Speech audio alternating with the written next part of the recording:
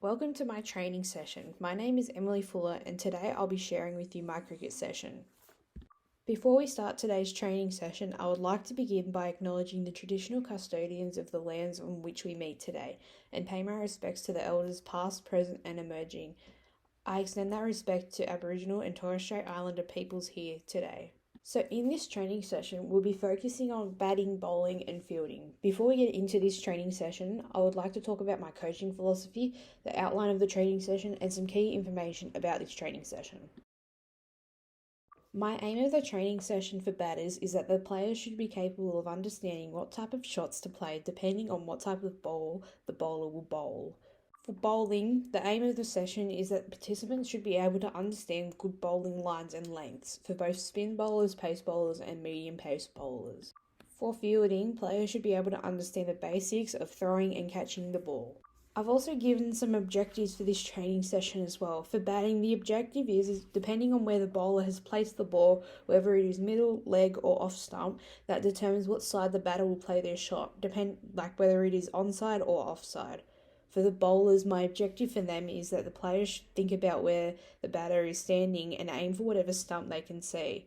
This means that the batters are forcing errors by playing the incorrect shots.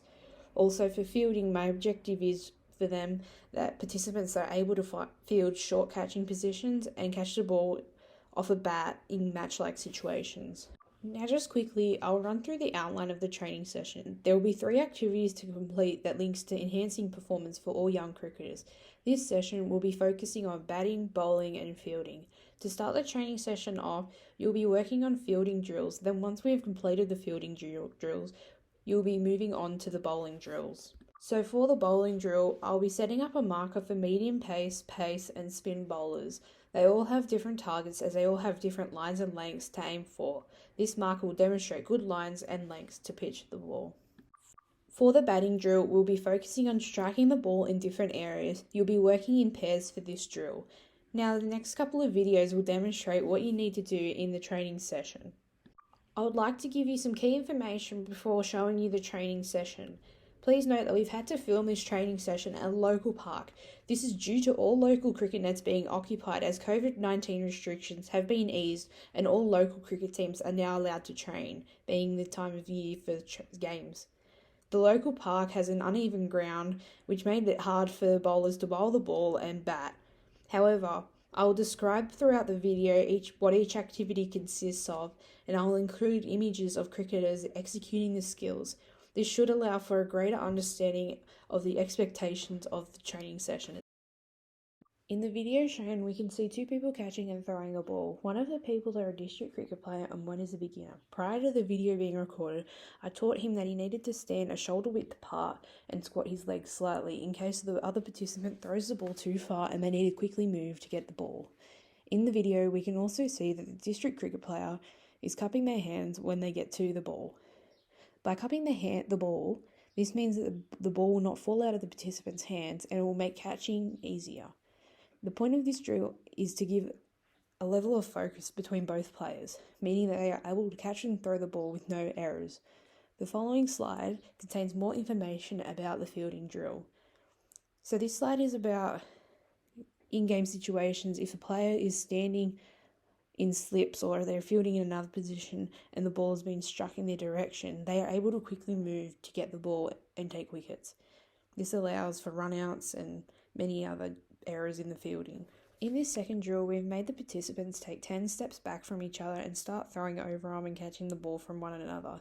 This adds an extra level of difficulty as the players need to determine how much strength they will require to throw the ball then catch the ball. We can see that towards the end of the video, the beginning participant was starting to fatigue and throwing the ball from long distances. This made him throw away from his target. However, the district cricket player was standing in that position of catching and was able to move quickly to catch that ball. This drill is effective when it comes to game situations as players may have to field out on the boundary, which can be 40 metres away when playing games.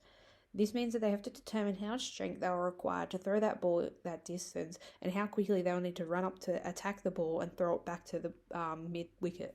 By determining this improves performance by the players as they get the opportunity for run-outs if the opposing team does not have fast runners between the wickets.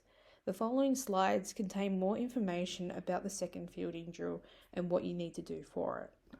This is the last drill for fielding. We have added an extra level of difficulty by adding an extra ball to the catching drill. This adds focus to the participant as they have to focus more on catching and throwing the ball at the same time. This is beneficial to players as there may be multiple distractions in the cricket game, such as birds, parents cheering on their child, or even another ball coming into their game. By adding this ball, this increases overall attention. The following slide provides more information about this drill and how to complete it. In this clip, we can see that one participant is dropping the ball to the batter and the batter is striking the ball. Once they have completed dropping the ball 10 times and the batter has struck it cleanly 10 times, they will rotate.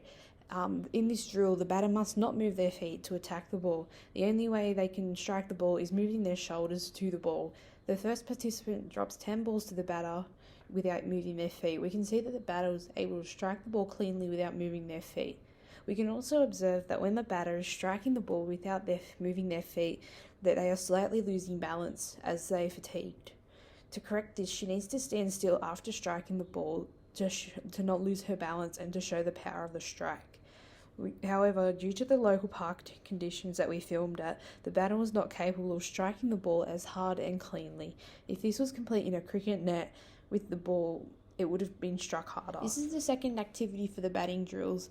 In this drill, one participant must be dropping the ball at the batter's feet 10 times again, and however, the batter is allowed to use their feet to strike the ball. This adds a level of difficulty to the drill as the batter needs to move their feet to strike the ball. We can also observe again that the batter is losing their balance after they're striking the ball because they're not holding the position that they struck the ball in. In the third video, we can see that the batter is standing down the pitch and the bowler is standing 20 metres away, which is the size of a normal batting pitch. In this drill, the bowler will throw 10 balls at the batter. It doesn't matter where they throw it as long as they get the batter. The batter must strike the ball using their feet and judging what side they should play the ball, whether it is onside or offside. Then the batter, once the bowler has finished throwing 10 times, they'll rotate through the activity. So this is the last part of the training session for bowling. Due to not having access to cones or bowling markers, I've had to use a roller to demonstrate where the bowler should be pitching the ball. I'll include an image in this session to demonstrate where the bowler should be pitching the ball. This drill is effective as the bowlers are able to establish the appropriate lines and lengths to bowl. This can eventually lead to players taking wickets and decreasing the amount of runs scored by the opposition. By having this drill in place, this can improve overall aim as they are targeting the areas that they need to bowl at. In this video, we can see that the cricketer is a spin bowler. We could only record her bowling spin because she's not a pace bowler or a medium pace bowler and was not able to aim at the stumps. We had tried to record this part, but she couldn't bowl it. We included a marker for where she needs to bowl, and she was able to get close to that marker. Here we have an image as well to demonstrate good lines and lengths for all bowlers to bowl. In this next slide, I've shown two pictures of bowling lengths. For a spin bowler, you should aim for the full length and half volley area and aiming at the stumps. This allows for the ball to give enough time to spin in the air and try and get the players out. For a pace and medium pace bowler, the best areas to bowl at is full toss area and the bouncer. These areas are the best places to bowl as the ball can bounce and it can be edged to the keeper, or the player can get bowled cleanly. I would like to sum up to say thank you for participating in this training session for cricket, and I would also like to thank the participants that were involved in recording the training session, and I've also included a reference list of where I've gotten my images from. Thank you for attending.